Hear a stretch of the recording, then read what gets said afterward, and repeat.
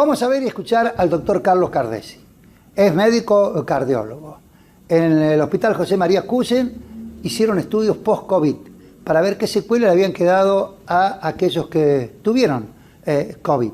En este caso, le preguntamos cómo surgió este proyecto. No, esto surge inicialmente a mediados, se empezó a vislumbrar este proyecto a mediados del año pasado, en donde a mediados del año pasado era muy poco, aún hoy en día es muy poco lo que se sabe de la enfermedad. Se empezó a tratar de hacer un proyecto de tratar de contener a aquellos pacientes que ya habían cursado el COVID en su etapa aguda y que seguían refiriendo algunos síntomas. Eso es una instancia, contener a esos pacientes. Y después la otra inquietud que teníamos era qué pasaba con estos pacientes, si dejaba algún tipo de secuela de acuerdo a las informaciones que se venían dando en el ámbito científico. Así que los objetivos que nosotros nos propusimos fue contener a estos pacientes, brindarle un diagnóstico y de acuerdo al diagnóstico una contención, extraer datos de acuerdo a las secuelas que pueden llegar a tener estos pacientes.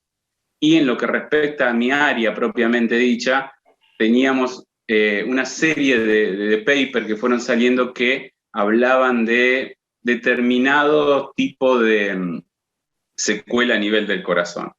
Y esto es lo que nosotros estábamos viendo de acuerdo a la información que teníamos.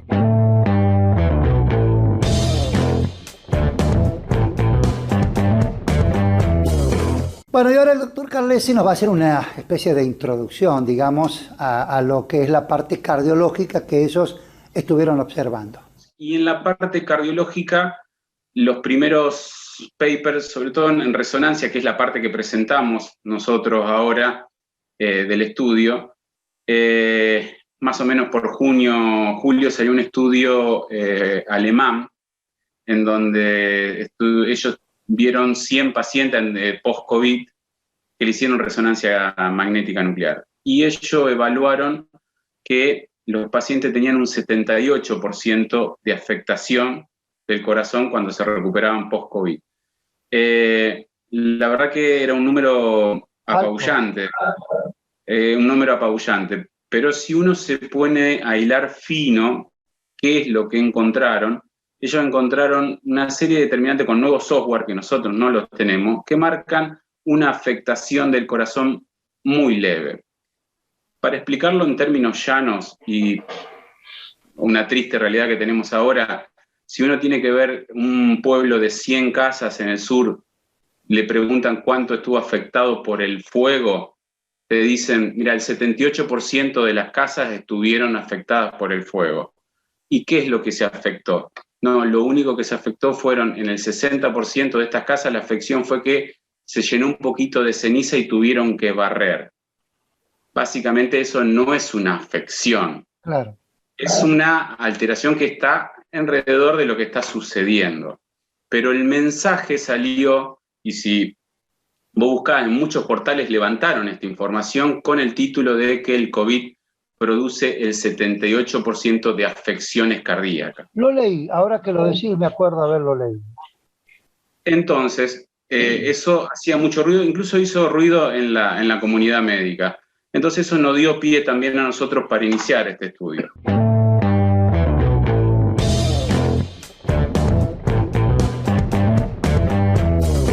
Bueno, y dígame, doctor, ¿cuántos estudios llevan hecho y qué pudieron observar? Nosotros llevamos al momento 125 resonancias hechas de pacientes post-COVID, de los cuales hicimos el corte de 100 pacientes, y nosotros vimos que en el 22% de los pacientes tienen anormalidades cardíacas, pero no estas anormalidades leves que se ven en estos software nuevos, no, anormalidades genuinas. ¿Y cuál era la otra contradicción con estos estudios iniciales? Es que ellos veían que el porcentaje de afección cardíaca era independiente de si el paciente había tenido COVID leve, grave o moderado, o si hubiera estado internado o no internado. No había diferenciación, la afectación era la misma. nuestros resultados difieren de eso. ¿Por qué? Porque si uno toma aquellos pacientes que estuvieron internados, las anormalidades se encuentran en un 50%. En cambio, si toma los pacientes que no estuvieron internados, las anormalidades cardíacas que nosotros encontramos está debajo del 10%, 7%. Entonces hay un gradiente, nos está marcando una estratificación. Lo mismo si uno clasifica el COVID leve, moderado o grave. En aquellos pacientes que tenían COVID leve, la incidencia de anomalías cardíacas era solamente del 3%. En cambio, si eran moderado o severo, aumentaban en forma casi exponencial. Y eso contrasta con el estudio este que le estaba comentando, del estudio de Frankfurt en Alemania. Doctor, este tipo de anormalidades, ya sean en los internados, los no internados, ¿en qué consiste? Bueno, nosotros lo que encontramos, la mayor porcentaje de estas anormalidades son lo que se llama depresión de la función sistólica, ya sea del ventrículo izquierdo o del ventrículo derecho. ¿Qué significa eso? El corazón recibe sangre y mediante una contracción genera una fuerza para eyectar esa sangre al organismo, el ventrículo izquierdo, y a los pulmones, el ventrículo derecho. La depresión de la fuerza de bomba es lo que se llama deterioro de la función sistólica. El corazón no tiene una determinada fuerza para hacerlo. Eso es lo que nosotros más encontramos. Después, otro tipo de afectación es que el músculo cardíaco se inflame. Eso se llama miocarditis, es decir, una inflamación e infección del músculo cardíaco. Eso está en alrededor del 5% de los pacientes en forma general. Otro es lo que es la pericarditis, es decir, el pericardio es la bolsa que cubre el corazón y esa bolsa se puede inflamar, lo encontramos también en un porcentaje similar.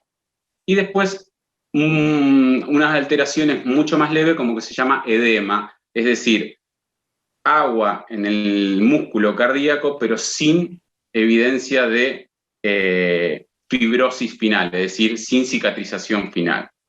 Y en uno de estos pacientes encontramos que el paciente había tenido un infarto agudo de miocardio que antes no tenía. Bien. Uno puede considerar como una condición secuelar del COVID. Esas son las alteraciones que hemos encontrado.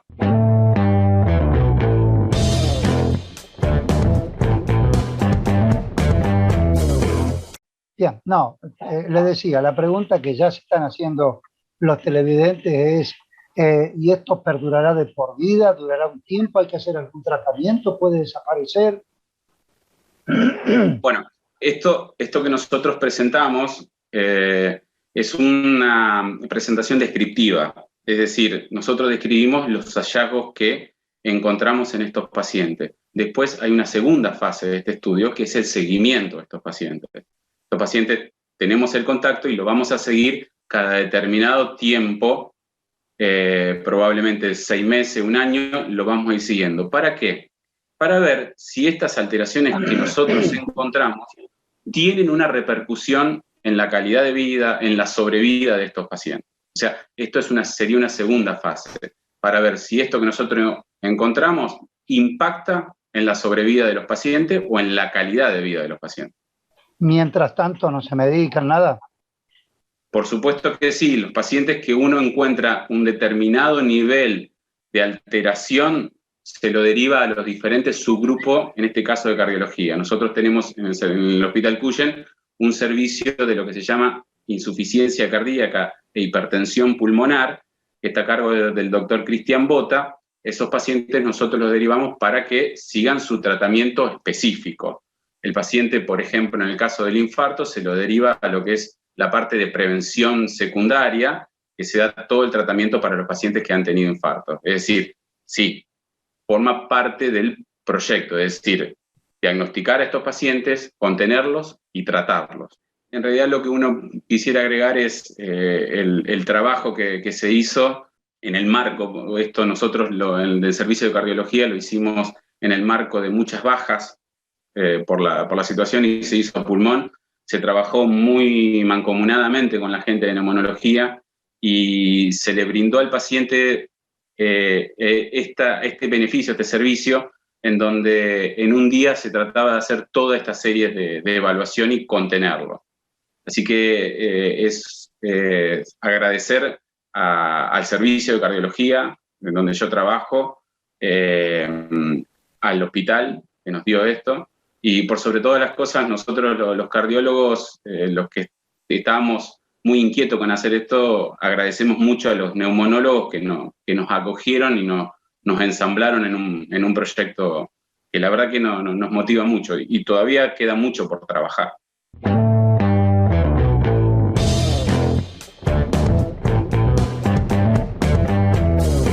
Bueno, este estudio también, esto que ustedes acaban de escuchar, comprende la parte neumológica, es decir, qué secuela dejó en los pulmones el COVID. Eso queda para la semana que viene con otro profesional.